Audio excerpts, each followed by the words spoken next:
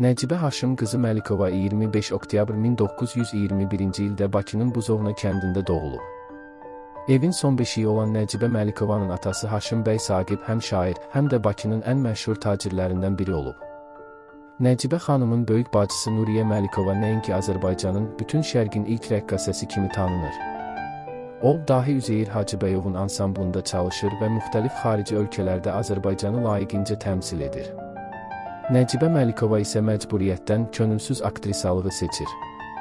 10-cu sinfi qurtarandan sonra sənədlərini teatr institutuna verir və Fatma Qədrinin sinfinə qəbul olunur. Təhsilini başa vuran gənc aktrisa öz arzusu ilə Gəncə teatrına işləməyə gedir. Bir-birinin ardınca yaratdığı obrazlar dildən dilə düşür. Yaşar tamaşasında oynadığı Yaqut obrazı isə onun Gəncə teatrında ən böyük uğuru hesab olunur.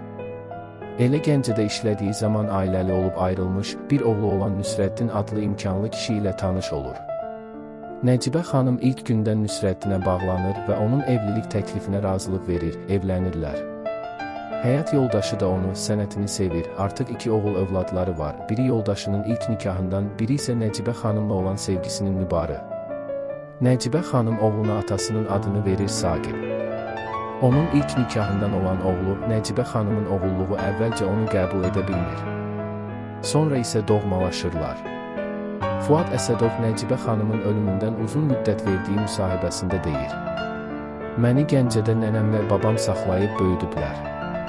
Nəcibə xanımı tanıyanda ağlı kəsən uşaq idim, əvvəl onu ana kimi qəbul edə bilmirdim, amma inanın səmimiyyətimə, sonralar əsl ana sevgisini onda gördüm. Saqiblə aramızda ögeylik olmadı, bu onun qoyduğu özül idi. Hər işdə deyirdi ki, Saqib, sənin böyük qardaşın var. Özü ilə hər yerə məni aparardı, Saqibə deyirdi, gələn dəfə səni apararam." Onun həyat yoldaşı həqiqətən yol mühəndisidir, amma dövlət təhlükəsizliyi orqanlarında çalışıb. Ögey ana filmindəki İsmail obrazının prototipi oğulluğu Fuaddır, Cəmilə isə Saqibin obrazıdır.